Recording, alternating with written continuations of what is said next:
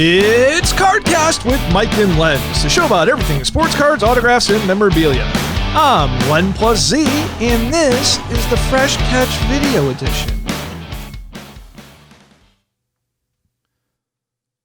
What's up, everybody? What's going on?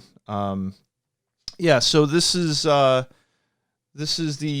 Fresh Catch Edition 2, Episode 2. We have some non-base vintage Mickey Mantle cards here, and we also have a nice 1982 ASA autograph.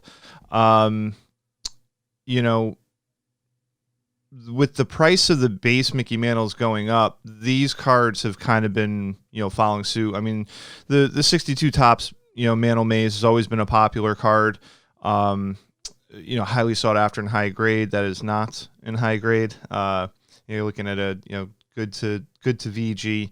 The 62 Topps cards are, clearly condition sensitive, with the, with the wood grain border here. And what I like about this particular card is once you get past the awe of, Mantle and Maze, and you look in the background, you actually have the back of Ernie Banks and Hank Aaron there. So it's pretty cool. And I got to tell you, that is a manager's dream. I think that's Elson Howard over to the back left there. So kind of nice to find those little things, rediscover the cards that you might have owned and, didn't even really, realize. We have the 1960 Topps Rival All-Stars in really nice shape. It's got a little factory, ink smudge over here, but crease free. And again, these cards are all up in my, I'll put the link down below to CardKast on eBay. The auction's end tomorrow night. It is 6/9/20 today. Tomorrow will be 6/10, and they end Wednesday night. Let's see, they end Wednesday night, 9 p.m. Eastern time. So this is a 1962 post serial. This would have come on a panel on the back of a box, and you would have, cut those out.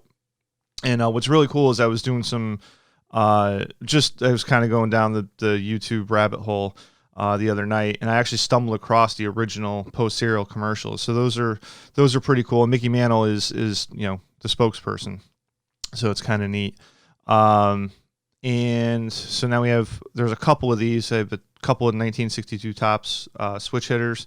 Again, you can really see the how condition sensitive these cards are with the wood grain border. They really show. And but high grade, you're gonna really pay for it. So we have a nice 63 Topps Bomber's Best. Now the problem with this card is it's got a couple little small hairline creases right there, but if you like solid colors on the bottom, I mean, this is pretty close. It's got a tiny little bit of corner wear there on the bottom of each corner. Great card. This card, again, crease free, but it's got, like, I don't know what happened up there, but it's just like almost like it's like the border just got indented somehow. And it is angled die cut, but we got, great group shot. Roger Maris, normal cash, Mickey Mantle, alkaline batteries to the right over there. So we got that, and then we have 65 Topps home run leaders, which is from 1964. And I always, with this card, whenever I get this in a collection, there's like a netting behind Harmon Killebrew, and I always are those scratches? But sometimes they are. But in this particular case, it's not. It's just the netting. The card is very solid, very ex-mint to near mint condition, which is kind of cool. And then you have the 1965 Topps embossed. These cards would technically, minus the post serial, or post serials, as Mickey Mantle calls it in the videos and in the commercials. But these cards would basically be considered insert cards. They weren't, they're part of the base set, but they're not the base cards. So if you happen to get an extra card in the set because you were a leader, or they decided to do, switch hitter connects card, I mean, you did something special the year before. So, and Mickey Mantle always had these, he always had more than just his base card in the set that just had the stats in the back, which is really cool. Speaks a lot about the Mick. Cornerstone of the hobby. So You got a 65 tops embossed. This was an insert. Okay, so it's a separate set from the base set. And you could see, it's card number 11 in the back. I forgot how many they did in the set. I don't know if it's 40 or 50. Maybe 60. I don't know. I can't remember. But these cards in not so good condition look, pretty ugly. You could see a lot of surface wear, hair, scratches, and typically this is an embossed set. So like his face is like almost like flat. So it should be, popped out a little bit, pronounced. You should be able to see the profile and actually see who it is. But still, even in low grade, still desirable. People are always working on all different grade sets. So I don't think you would put this in a high grade set. But, if you're working on a low grade set, you need a low grade Mickey Mantle. So there you have it. All right. This card right here is, 15 years ago, I fell in love with this card. And I really like the fact that back in 1982, so you're talking almost 40 years ago, this company, ASA, actually had the wherewithal to create a serial numbered set, but also include the autograph. I think it was the first 800 cards or 1,000. I'm not 100% sure, but and that says that there's a lot. But go on eBay and find them. Go find them in people's collections. They don't come up that often. And everybody talks about pack pulled on card autographs. Well, this was a set issued on card autograph in 1982 that is individually serial numbered. So,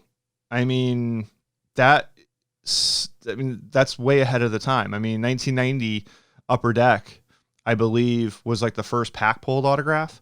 I know companies like Starline and stuff like that, or Star rather, they were doing some team bag stuff with some autographs in there, and they did serial numbering too. But they also did a set of Willie Mays. They did a couple of other guys too. But this card, this signature right here, being that it's almost 40 years old, signed in black ballpoint pen, really gorgeous, really pronounced, and just a great looking card. Beckett graded a 9. I think this was at a time when Beckett standards were, if it was in ballpoint pen, and I could be wrong about this, but if it was in ballpoint pen, you weren't getting a 10 signature. So the best you could do was a 9.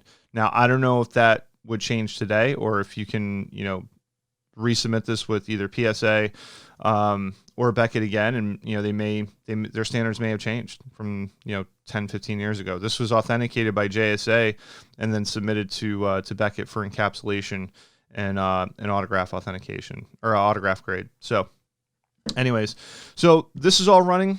So check that out. I will be doing a mail day in just a little bit.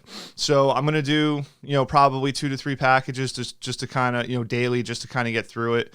And, 5-7 minute video, something like that. And as you can see, we got a couple boxes over there.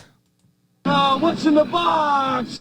Brad Pitt wants to know what's in the box. I'm sure you guys do too. So we will, definitely get another one of those out later today, and we'll talk to you later. A sincere thank you to all the listeners out there. If you like the show, please like, share, and comment below, subscribe, and hit that notification bell so you will be notified when all of our new shows are uploaded. Click on the links below to join Mike and Len's Facebook page loaded with sports memorabilia content. Visit Mike's opening day break room to see tons of new products opened up daily that you can participate in. And lastly, visit our eBay store, CardKast, to look for the newest auctions of sports cards and memorabilia uploaded weekly. And we're out.